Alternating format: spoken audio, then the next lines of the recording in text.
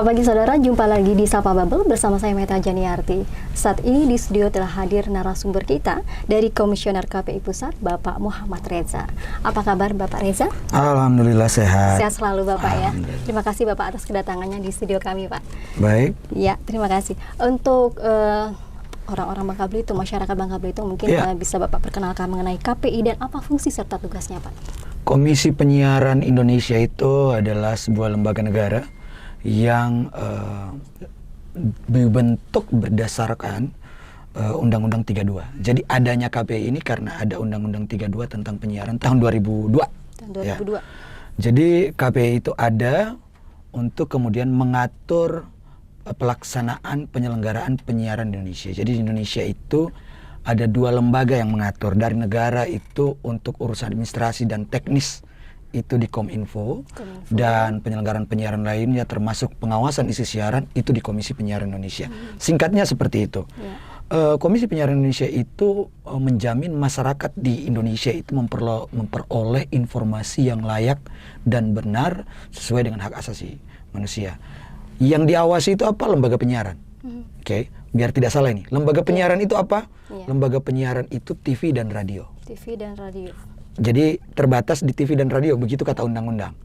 Dan lembaga penyiaran itu ada 4 entitas, lembaga penyiaran publik, RRI, TVRI, lembaga penyiaran publik, kemudian ada LPP lokal, kemudian ada lembaga penyiaran swasta, Kompas masuk lembaga penyiaran swasta, kemudian ada lembaga penyiaran komunitas, dan ada lembaga penyiaran berlangganan.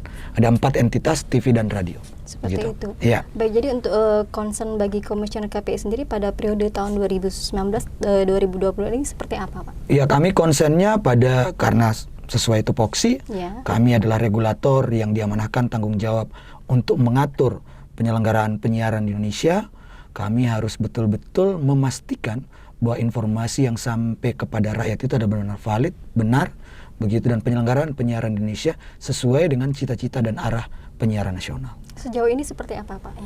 Sejauh ini memang sedikit menantang karena memang penyelenggaraan penyiaran data, jumlah lembaga penyiaran Indonesia itu hampir 3.000 loh. 3.000-an ya? Televisi aja di Indonesia, ini TV termasuk ini, Kompas TV, Bangka Belitung itu ada sekitar 700. 700-an ya? Yang ada sekarang, belum kita bicara nanti ketika pelaksanaan penyiaran digital itu bisa, prediksi saya bisa tumbuh 2-3 kali lipat. Artinya bisa 1.000 lebih. Jadi TV yang akan ada di Indonesia. Ini menantang karena saya ke beberapa negara kemarin ketika mereka bertanya, di negaramu ada berapa TV? Di negara kami ada 15-16 TV. Di saya bilang hampir 700, hampir 1.000 saya bilang. Luar biasa katanya. Ini kebanggaan atau seperti apa ini? Negara kita penganut paham demokrasi. Oh iya. Dan daerah kita berbeda-beda. Daerah kita itu berbeda-beda sesuai wilayah begitu ya. Jadi di negara kita ini, contoh, ada sistem yang namanya sistem siaran jaringan. Kompas TV Bangka Belitung itu adalah anggota jaringan dari Kompas TV induk jaringan yang ada di pusat. Jadi pusatnya itu bisa jadi di Jakarta, tapi ada juga yang bukan di Jakarta, tergantung induk jaringannya itu mau didirikan di mana. Jadi induk jaringan saat ini di Jakarta. Kalau dulu kita menyebutnya TV nasional, begitu. Jadi ada beberapa, ada sekitar 18 induk jaringan di Indonesia. Belum yang lembaga penyiaran swasta yang memang ada di daerah tidak berjaringan. Gitu. Itu ada banyak sekali. Ada 200 atau 300 yang non jaringan. Itu dengan masing-masing kekhasannya masing-masing. Karena sekali lagi Indonesia itu kan berbeda-beda tapi tetap satu, gitu kan. Kita ini kan Bhinneka Tunggal Ika. Jadi salah satu ciri khasnya itu. Seperti itu Pak. Ini kalau kita berbicara mengenai mungkin ada sanksi bagi lembaga penyiaran yang melakukan pelanggaran, ini bagaimana untuk kekuatan hukum?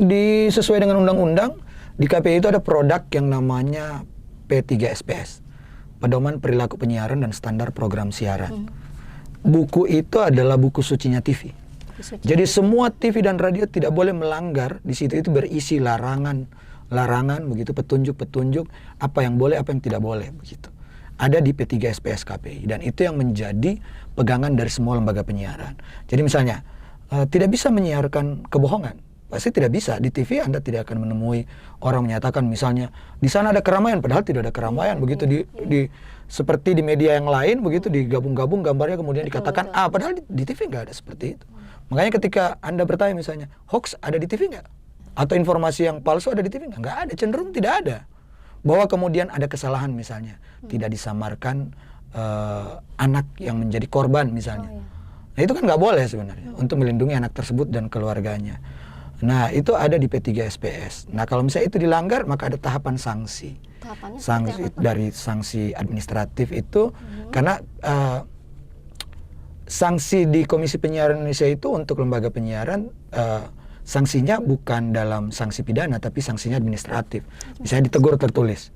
Anda misalnya salah bicara, maki-maki orang misalnya tanpa sadar, lagi bercanda tiba-tiba keluar makian-makian yang tidak sepantasnya didengar banyak orang.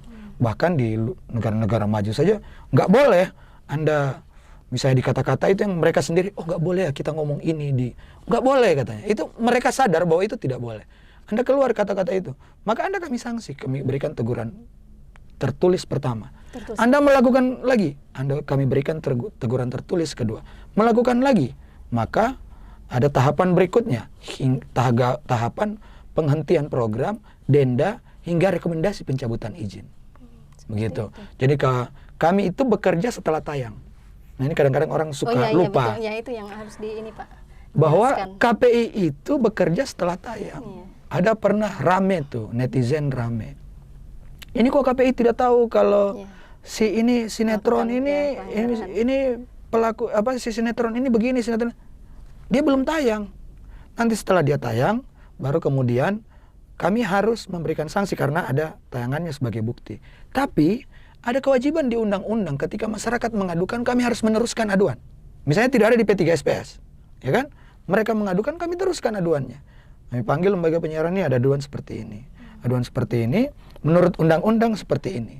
Itu gimana? Nah, pernah itu kejadian. Kami kan bukan sebelum tayang itu lembaga sensor. Iya, itu Pak. Lembaga sensor itu bukan Ya, KPI. Beda lagi Pak. Beda lagi, itu lembaga lain, pimpinannya Pak Romi. Iya, betul. Itu lembaga sensor film, Pak Romi Febri pimpinannya, dan mereka bekerja pratayang.